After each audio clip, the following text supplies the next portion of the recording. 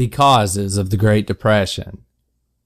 The 1930s saw a prolonged period of economic difficulties known as the Great Depression. What caused the Great Depression?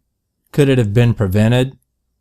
In the 1920s, the United States was becoming the world's leading economic nation. The European nations had been devastated by World War I, and America was prospering. The introduction of electricity to American homes had revolutionized day-to-day life.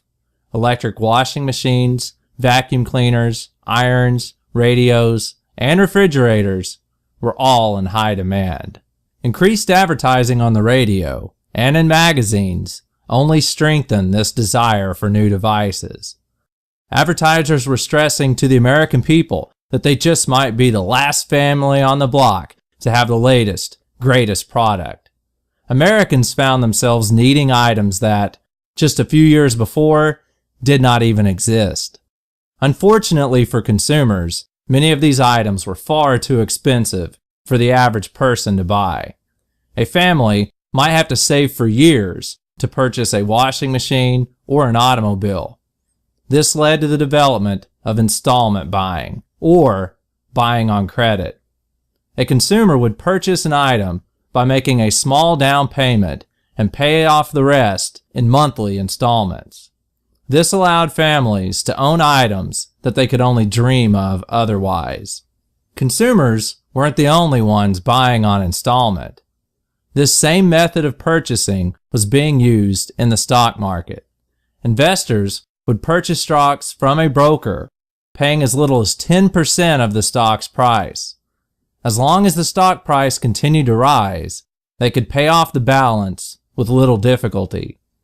The stock itself would serve as collateral, meaning if the stock price fell, they would lose the stock and still have to pay off the loan. This method of purchasing was known as buying on margin. In the 1920s, more and more people were turning to the stock market as a method of making fast income. By 1929, it was estimated that about 4 million Americans were invested in the stock market. Many of these inexperienced investors were also engaging in speculation. This meant they were gambling financially with high-risk stocks.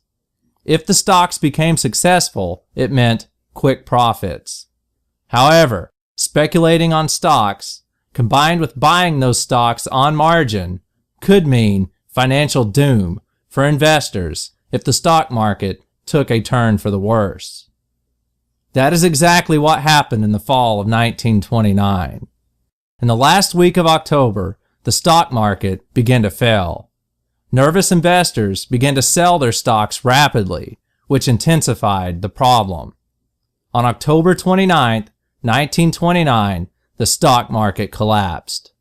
This day is remembered as Black Tuesday. Banks were crippled by the stock market crash. In all, 641 banks closed by the end of 1929. More than 5,000 would close in the next several years. Many banks might have survived, but with so many closing, Americans panicked. They rushed to their own bank to withdraw their money, fearing it was about to shut down. This is known as a run on the bank.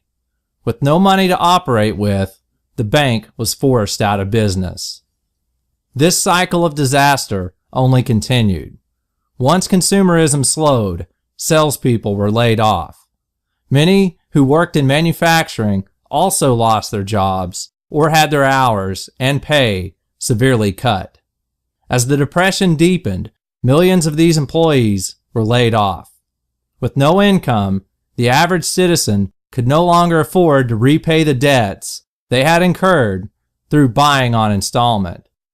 Since no one was repaying their debts, this crippled even more businesses and financial institutions. The end result was millions more losing their jobs.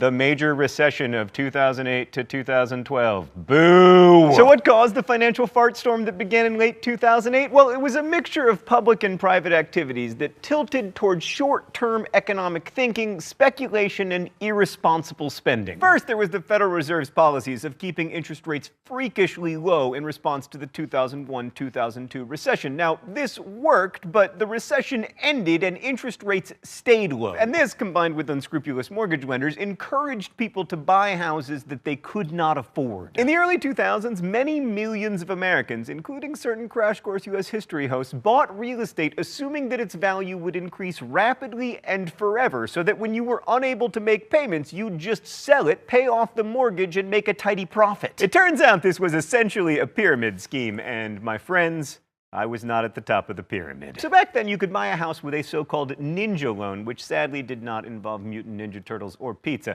Ninja stands for no income, no job, and no assets. Traditionally, people in this situation can't borrow hundreds of thousands of dollars, but in the early 2000s, these loans were given the benign-sounding designation subprime. So it's important to understand that it wasn't just like big Wall Street banks financing huge deals with debt. Regular people were doing it, like me. All this, of course, created a classic housing bubble, which was doomed to burst. Also, with the interest on government treasury bills effectively zero, investors had to look elsewhere for better returns, which led to the idea of issuing securities, these bond-like instruments, that were backed by mortgages. The thinking was that the interest people paid on their mortgages would supply the underlying value of the security, the way that, like, tax revenues are the source of the value of a government bond. Now, of course, there'd be a minority of people who'd fail to pay off their securitized mortgages, but most people would pay because, you know, they want to keep their houses. But it turns out that if you haven't paid any money to own your house, you don't feel that invested in it. Now, there were even more reasons why these securities were terrible ideas, but the important thing is that when the mortgages turned bad, these securities became toxic assets. Basically, the people who held them suddenly didn't know what they were worth, if anything, and banks overreacted to this uncertainty, as banks like to do, by not lending out any money. And that's called a credit freeze, which is very bad. So that's how a housing bubble turned into a full-fledged financial crisis. All right, let's go to the thought bubble. When banks stop lending, business can't function.